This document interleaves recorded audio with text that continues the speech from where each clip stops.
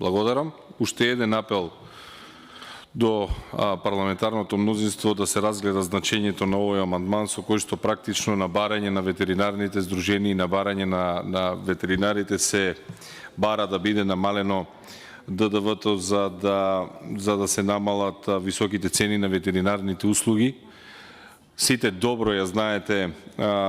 лошото работење на сточарскиот сектор, лошото работење на сточарскиот сектор кое што се должи на лошите политики на оваа влада. Лицемерно е да зборуваме за квалитетна храна, лицемерно е да зборуваме за подобрување на стандардот на граѓаните ако дозволуваме ваква негрижа за сточарскиот сектор, затоа што и сами сте свесни дека лошото работење на оваа влада предизвика да се преполови бројот на добиток кој што го имаме во државата, преполовување на бројот на грла на овци, преполовување на стадата на говета.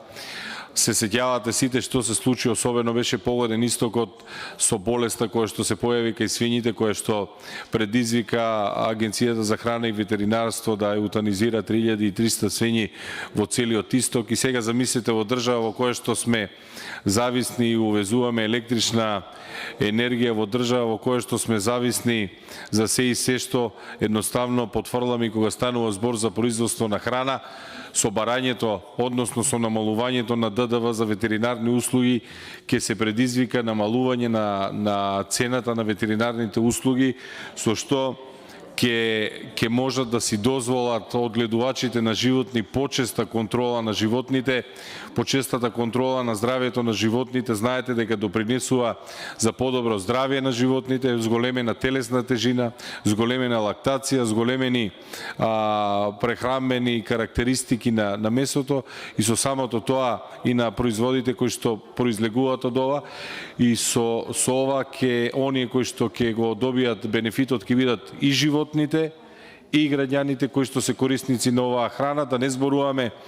за проблемите кои што го имаат владата, упорно бега од регулирањето на цената на млекото, од регулирањето на цената на месото,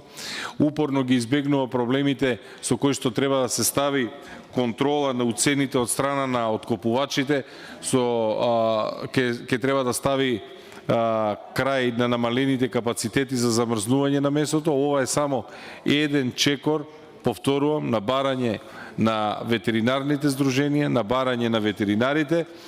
со кој што бенефит ќе имаат и животните, и животинскиот фонд, и вкупното производство на храна во државата, така да ќе ве молам уште еднашка да размислите посем сите порази кои што им ги приредивте на сточарството и на сточарите, практично оние кои што ни произведуваат храна, како во новата даночна реформа која што поминува овде во Комисијата за европски прашања сосем неоправдано,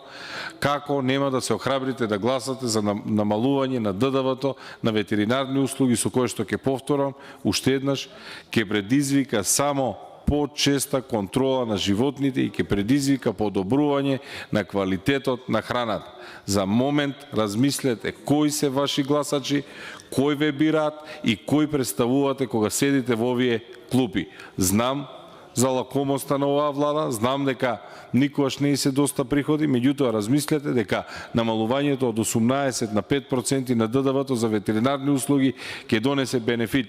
и за животните, и за луѓето, и за храната, и за квалитетот на храната, долгорочно и за стабилизирање на цените. Ви благодарам.